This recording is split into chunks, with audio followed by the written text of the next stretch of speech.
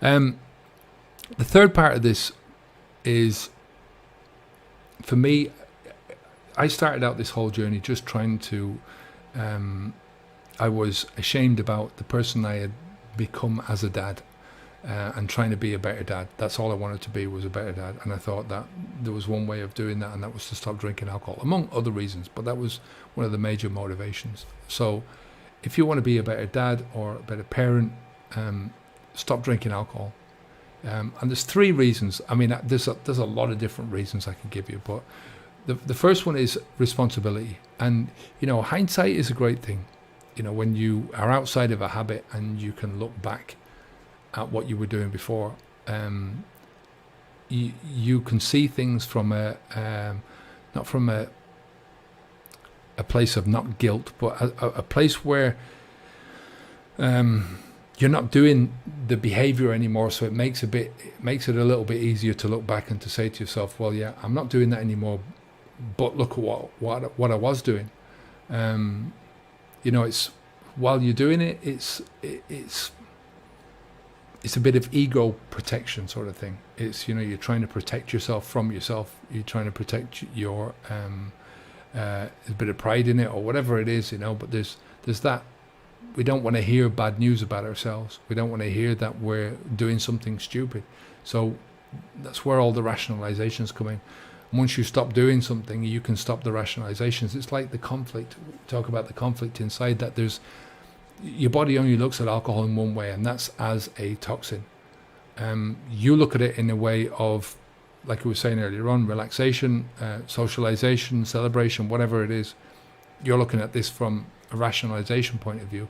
Body only looks at it as from the perspective of, this is a toxin and I have to get rid of this as long as I can. So that creates an internal conflict that doesn't disappear ever as long as you're a drinker. And it only disappears when you've stopped drinking alcohol and you know that you're not going to go back. I mean, if you're stopping drinking for a little bit and you sort of on the hedge whether you're going to go back or not, it might wane a little bit, but it's still there. It's only when you stop and you say to yourself, I'm never going to do this. This is it now, and I feel like this is my new life. This is the new person I'm going to be. Then that conflict disappears. So then you can see your past from a different perspective.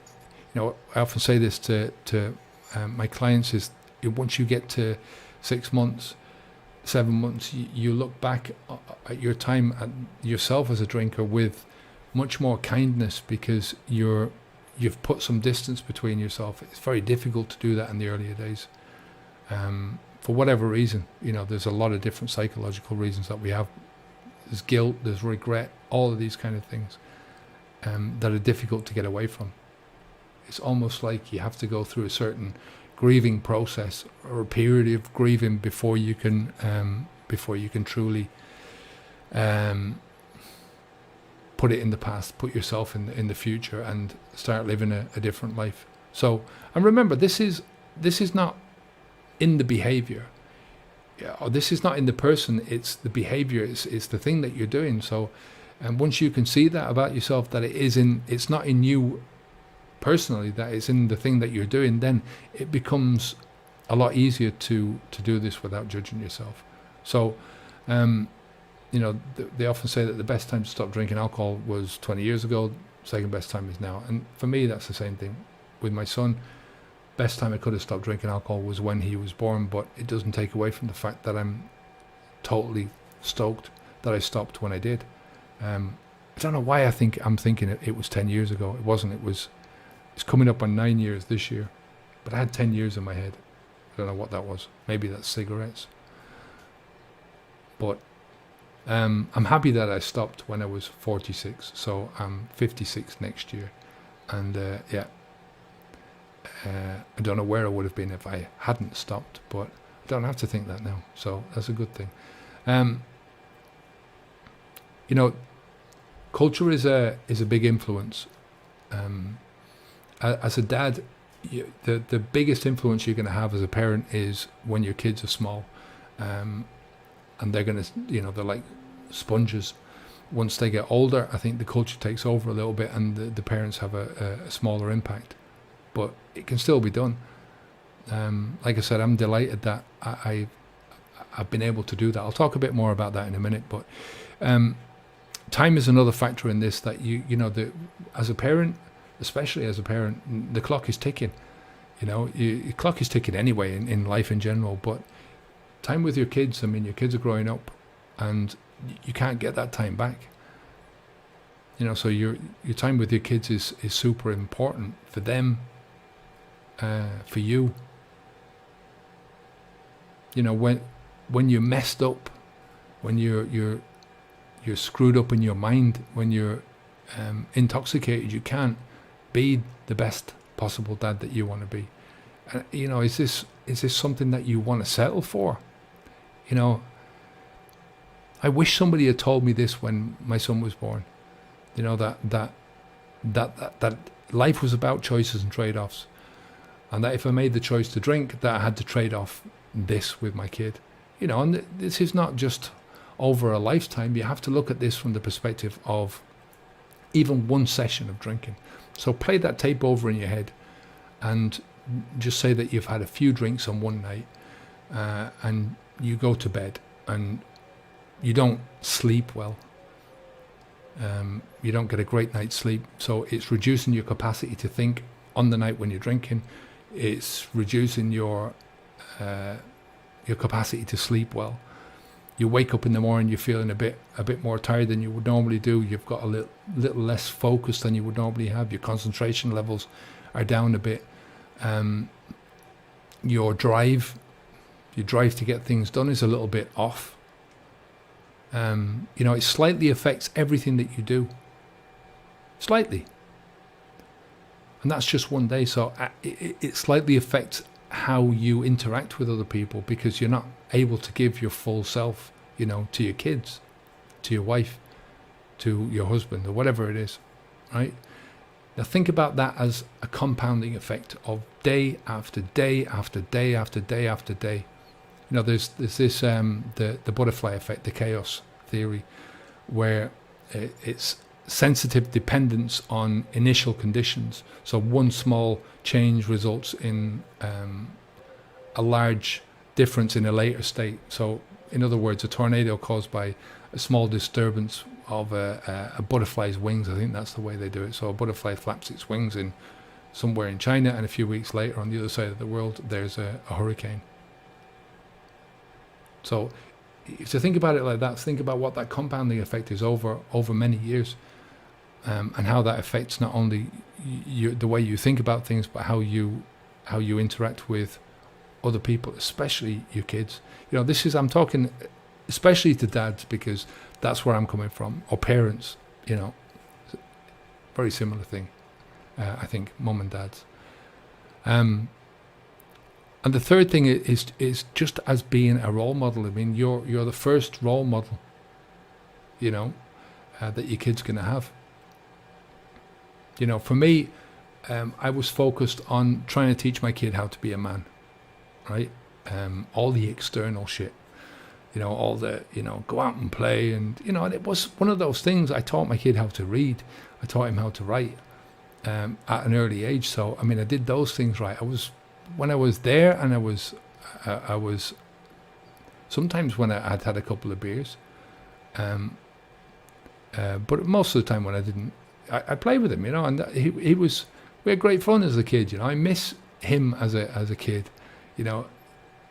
Him now as my son, he's my favorite person in the world. You know, when he hurts, I hurt, that kind of thing. But like I said, it's my biggest regret in life that I didn't stop when he was born. And I understand that coulda, shoulda, woulda, you know, that you can't do anything about that. You can't go back and you can't change those things. You could have done something.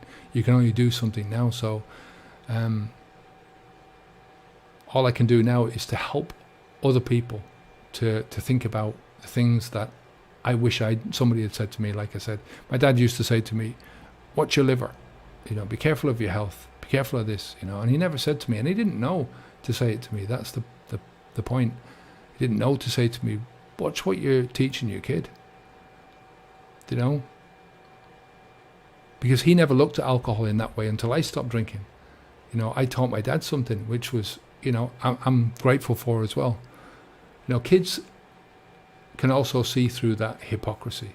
The hypocrisy doesn't work on kids. It smells, they can smell it a mile away. When you talk about the dangers of drugs, and I think it's a conversation that most parents have with their kids at some stage. Watch out for that guy, watch out for this, or, when I grew up, when I was a teenager, I was petrified of heroin. Imagine if that same logic was applied to alcohol or anything else like this, any other toxins that are causing shit to happen inside of your body,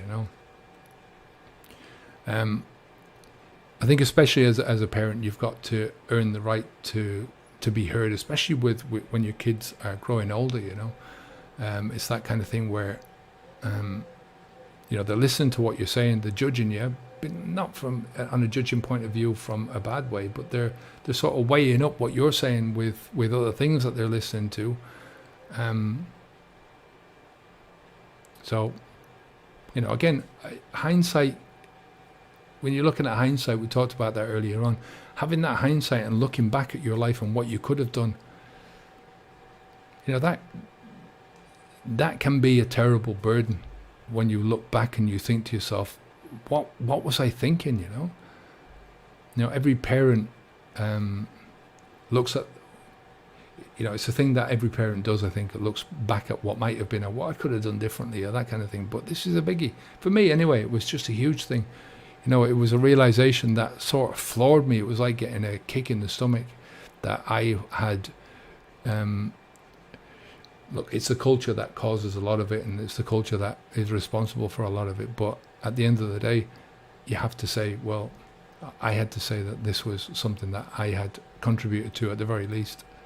So, but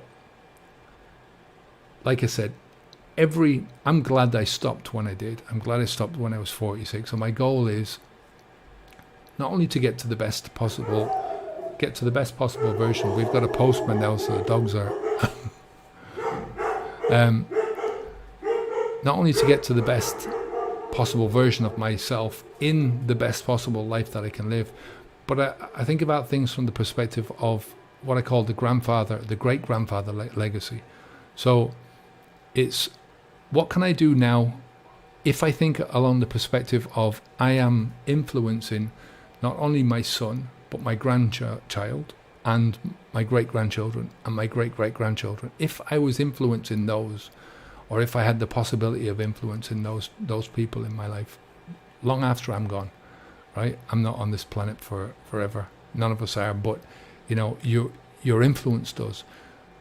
A lot of people talk about handing down huge chunks of money or houses or whatever it is. They're handing down things to the children. It's a lot better off if you can hand down good psychologies, good psychological makeup to your kids, and they hand that down to their kids, because they're going to have a much better life. And I think that you can start now by being that person and being where you cut off you stop the traditions of what used to be, and you start your own traditions from now on. And this is that's my aim anyway, is to be that person in my own life. We'll leave it there for today. If you haven't subscribed already, then please subscribe.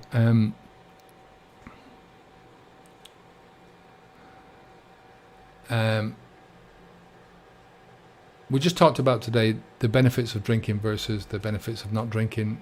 We talked about the two benefits of memory and how alcohol affects you in the short term, long term, and how there was a lot of benefits to not drinking alcohol in terms of your memory. And then just, I think my favorite subject, if I could do all my videos on this, on how to help dads or parents to stop drinking alcohol and not pass it on to the next generation, or not try and mitigate that as much as possible, then I would do that. So listen, thanks for watching today. I appreciate those who've stuck around.